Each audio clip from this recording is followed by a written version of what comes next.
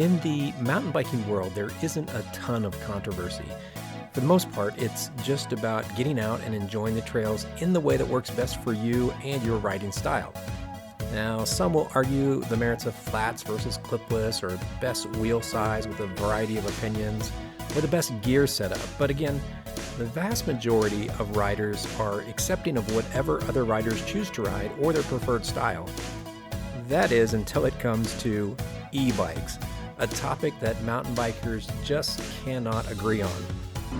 We are outside Two Wheel Jones, and I'm going to do this officially, first time ever.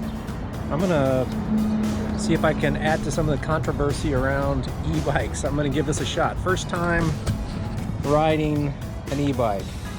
Welcome to Mike and Bikes. I'm Mike, and today I'm going to take you through my first experience riding an e-bike. And if you find this helpful or informative, please hit the like and subscribe. And with that, let's jump in. So for a long time in the mountain bike community, e-bikes were unanimously shunned. E-bikes were widely viewed as cheater bikes made for those who lacked the minimum commitment or skill to ride a real mountain bike. In more recent years, there's been a huge shift in acceptance of e-bikes. Now, don't get me wrong, there's still a good percentage of the mountain bike community that still despises e-bikes. But what used to be a universal disgust is now probably only around 60% hatred now. The main problem is that every time I pass somebody, I have to explain that I'm not an e-biker, I'm just a dude that rented an e-bike. It's an important distinction because, you know, e-bikers is just stigma. So, don't want that stigma. But man, it's pretty fun. And it's this shift in acceptance that led me to my decision to ride an e-bike for the very first time.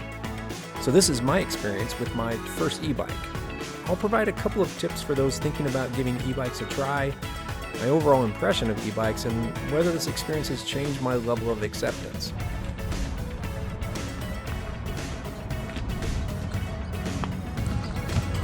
All right, my understanding is I can pretty much go all out on it, and it's gonna last me the 4 hours that I have it rented. Now, hold on just a second. Let's talk battery life for a minute here. There are a few scenarios in which e-bike batteries will not last anywhere close to 4 hours. This might be important to understand as you map out where you're going to ride. My battery life gave up the ghost after about 21 miles, 2,700 feet of climbing, and it lasted about 2 hours and 20 minutes. Not bad, but definitely not the 4 hours of ride time I was expecting. I expected a full 4 hours, which was the length of the rental.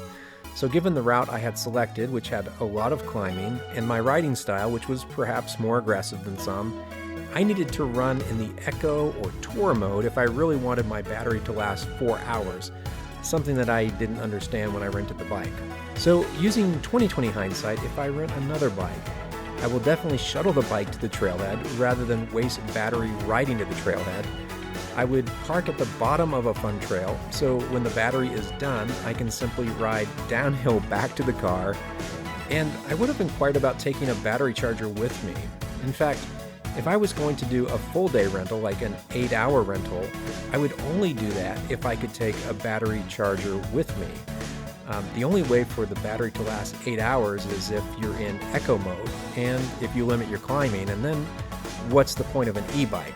So rather than trying to limit it to Eco mode, I would simply ask to take a charger with me and charge it after half the day. A little bit about e-bike performance.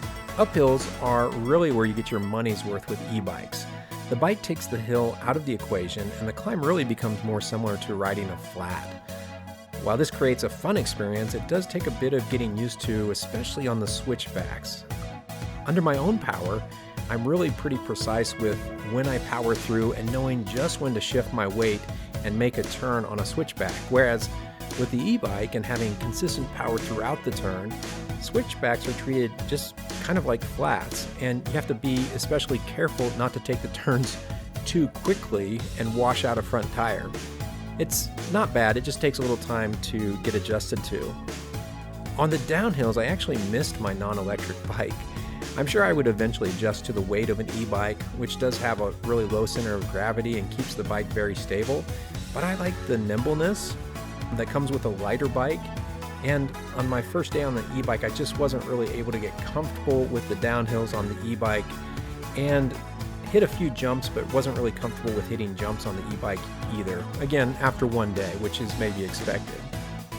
An unexpected phenomenon towards the end of the ride, I realized my riding was becoming sloppy because I was getting fatigued. Now, that's not too surprising, but it wasn't my legs that were getting tired, it was actually my upper body. So while I was able to continue to push the pace with my legs, my arms, shoulders, and hands really struggled to keep up.